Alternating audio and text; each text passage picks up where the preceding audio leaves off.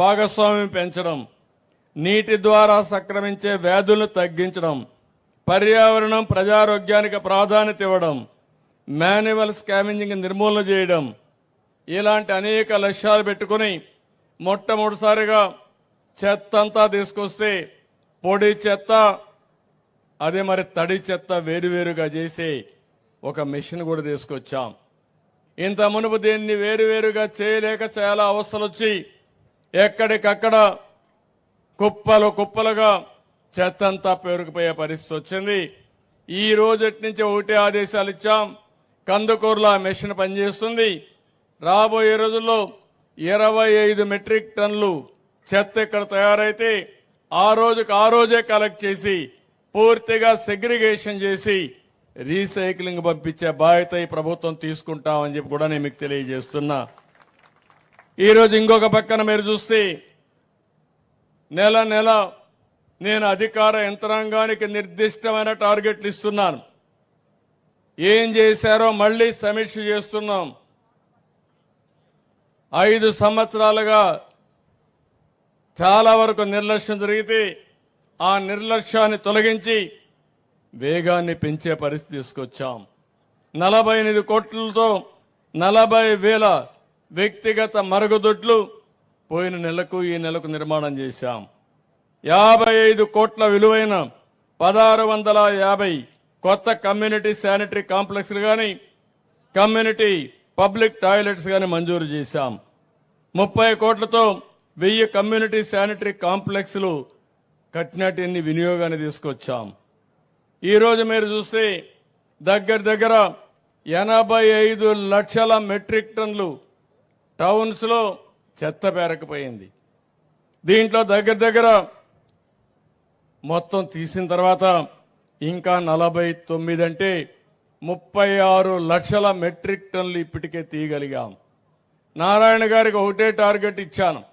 ఎట్టి పరిస్థితుల్లో అక్టోబర్ 2వ తారీఖున ఈ సంవత్సరం గాంధీ జయంతి రోజున 100% ఏ టౌన్ లో కూడా చెత్త లేకుండా లెగసీ చెత్త తీసే బాధ్యత మున్సిపల్ అడ్మినిస్ట్రేషన్కి అప్పచెప్పాను. అంటే ఒక ప్రభుత్వాన్ని మీరు చూస్తే ఆ రోజు మేము చెత్త ప్రభుత్వాన్ని విమర్శించాం కానీ 85 లక్షల మెట్రిక్ టన్నులు చెత్త పేరకపోయే పరిస్థితి వచ్చింది. చెత్త మీద పన్నేశారు. ఈరోజు నేను ఒకటే చెప్పాను, అదే చెత్తను సంపదగా చేసుకుని ఆదాయాన్ని సంపాదించే మార్గానికి దోహదం చేసే పరిస్థితికి వచ్చాం. ఇంకో పక్కన మీరు ఒకసారి చూస్తే వ్యక్తిగత గృహ నిర్మాణం ద్వారా ఇప్పుడే మీరు చూశారు. మచిలీపట్నం నుంచి ఒక మాజీ టీచర్గా పనిచేసిన వ్యక్తి టెర్రాస్ గార్డెన్లో ఎక్కడికక్కడ కూరగాయలు పండించుకొని ఆరోగ్యవంతంగా ఉండే పరిస్థితి వస్తూ ఉంది. దీన్ని కూడా పెద్ద ఎత్తున తీసుకెళ్తాం.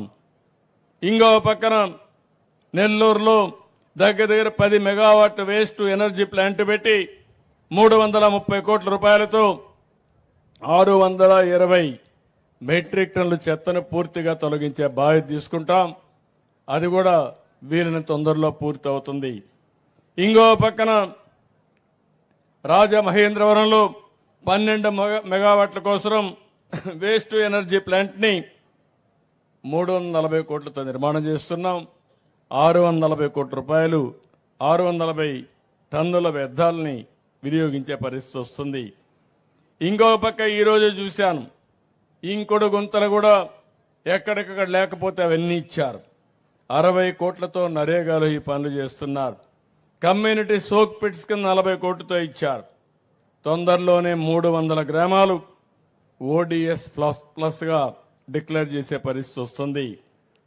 ఈరోజు మీరు చూస్తే ఈరోజు రాష్ట్రంలో 29% గ్రీన్ కవర్ ఉంది. అంటే అడవుల్లో ఉండే పచ్చదనం, అదే మరి గ్రామాల్లో ఉండే చెట్లు కానీ హార్టికల్చర్ వల్ల 29% వచ్చింది. దీన్ని 50% చేయాలనుకుంటున్నాం. ఇది జరిగితే చాలా వరకు ఆక్సిజన్ లెవెల్ పెరుగుతాయి, కార్బన్ డయాక్సైడ్ తగ్గుతుందని చెప్పి కూడా నేను మీకు తెలియజేస్తున్నా. ఈరోజు ప్రపంచం అంతా కూడా ఆలోచిస్తున్నారు. టెంపరేచర్ పెరుగుతా ఉంది. సంవత్సరం ఎండలు పెరుగుతున్నాయి. పోయిన సంవత్సరం కంటే ఈ సంవత్సరం ఎండలు ఎక్కువ ఉన్నాయని ముందుగానే హెచ్చరికలు వస్తున్నాయి. అంటే దీన్ని బట్టి మనం అందరం ఆలోచించుకోవాలి.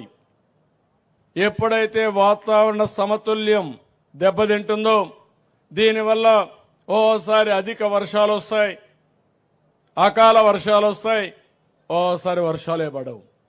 ఓసారి వర్షం పడితే ఒకే దిక్కడ ఏవైతే మేఘాలన్నీ కమ్ముకొని ఒకే దిక్కడ కుంభవృష్టి పడే పరిస్థితి వస్తుంది. మొన్న అదే జరిగింది విజయవాడలో.